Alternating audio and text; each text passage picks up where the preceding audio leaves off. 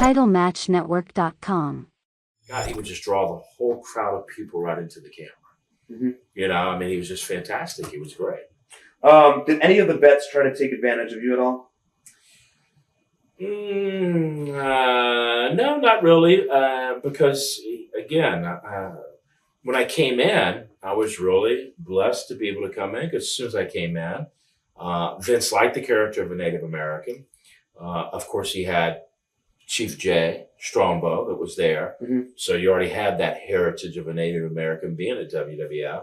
Had Chief Jay there to be my mentor, which was a great mentor, because he's been here now at the big leagues, you know, nothing against being at South Atlantic, but, you know, South Atlantic going to WWF, total different animal, you know. Mm-hmm. So when I came in, I think all the combinations of Chief Jay Strongbow being there, Vince liking the Native American character and it being a character. As soon as I came in, I'll never forget, you know, I'm sitting there and I'm doing this poster shot and I got my red hair and I've got my hands going up like this and it's sold like crazy. I'll never forget when I was getting ready to do that, Undertaker sitting over to the side. You know, we became very, very close and became friends very, very quickly. And, you know, you started joking with some of these boys. Oh, look at this guy comes in here. He's already getting T-shirts and posters, cocky. Right. He's just joking with me, you know. But I'll never forget I was very, very thankful because, you know, here I am coming in and I'm already being on the back of a magazine with Macho Man on one side and Ultimate Warrior on the other side. Right. You know, so, I didn't take these things lightly, you know, because, wow, it's an awesome thing. Thoughts on Sid and teaming with Sid? Well, never had anything against Sid at all. You know, he came from an area, of course, Memphis area again, you know, wrestling big in that area. Mm-hmm. I just know that WWF wanted to do some big things with him. And it just seemed like, you know, not because of WWF, it just seemed like that he didn't line up to what they wanted to do with him, you know, and could have been, you know, way bigger of a star than what he was. They really wanted to do some big things with him, what I understood, but just seems like he never lined up with what WWF wanted. And I know softball was something that was big in his life too. And there's nothing wrong with having some other kind of interest, but you know, when you're wrestling for WWF or WWE, it's not a part-time gig. Mm-hmm. It's you're wrestling for a major corporation, TV going all over the world. You're the number one Mac Daddy corporation in wrestling in the world. Right. So what am I going to do? Well, you know, Vince, I'm wrestling for you, but, you know, I think I'd like to go out and wrestle a few independent shows. No. Right. All your concentration is going to be at WWF. You're one of the biggest, or WWE, you're one of the biggest places in the world. And I know he had other interests with softball, and he was always wanting to play softball all the time, and I could never figure that out. Right, it's weird. What's going on with you guys? You want to go away and disappear? And there was even a time there that I understood that they were wanting to, you know, put the yellow and red kind of on him. Right. They were kind of wanting, remember when he was doing stuff with Hogan? They kind of like wanted to make him step into that spot there. I mean, Sid looked great, you know, tall, muscular, you know, had that look, you know, but just it never clicked what they wanted to do. I mean, I know they wanted to do bigger things with him. Right. Memories of Ken Shamrock. Oh, fantastic. Another great talent. And the reason I have a lot of respect for him, just like I have a lot of respect for Kurt Angle. Kurt Angle is the real deal, just like Benoit, the real deal.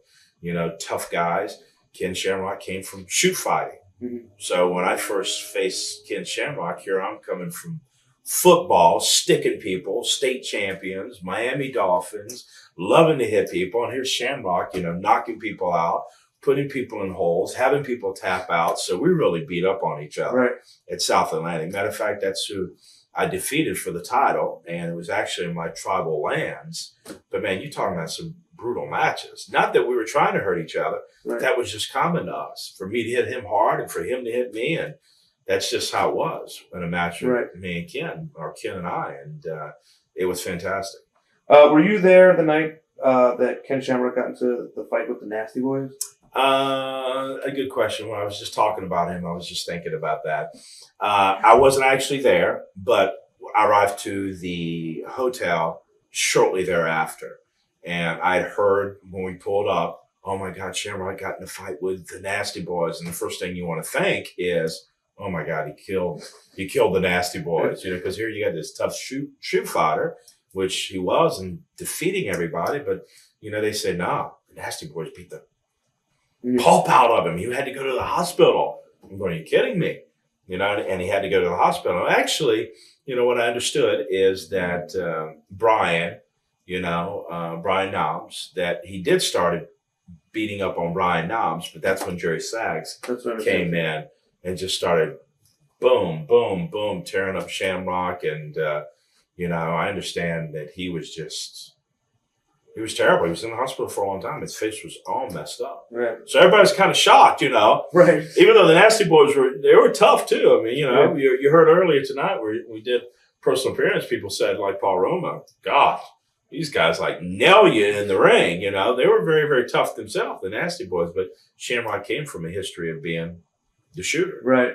But he didn't win that night. No. I was going to ask you about you just signed the WWE. Yeah, it's fantastic because August 1st, I was there of this year, 2005, of course. They called me up and they were doing a Eugene Invitational. Right. With Kurt Angle involved. And they told me, well, you're going to be doing something with Eugene and Kurt Angle. As soon as I heard Eugene and Kurt Angle, I was like, well, that's fantastic. Right. And it's going to be at the Mohegan Sun Casino. I went, well, that's fantastic, because I was very knowledgeable about the Mohegan tribe, one of the top tribes. I was like, well, this is great, because after all these years, they're going to bring me back, Native American Casino. Perfect stage for me. Right. And I'm going to be involved with Eugene and Kurt Angle. What else do you want? And something that at that time, they're highlighting on TV. I said, sure, great. And it says, listen, we want Tatanka. We want the headdress, full 9 yards, everything. So I was like, this is great. Because what I seen there, not only great for me, but what I also seen great for the business. Yeah.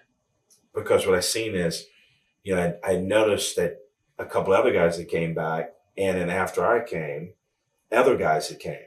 So I was like, this is good, because I seen Shawn Michaels have been back there, and it was good because they're meshing in guys with the younger talent to bring back what was so strong in the 90s and even in the 80s. Yeah. All the storylines, all the characters. So I loved to see what was going on. So I was more excited not only just for myself, but also what they were doing as far as a corporation. Right. TitleMatchNetwork.com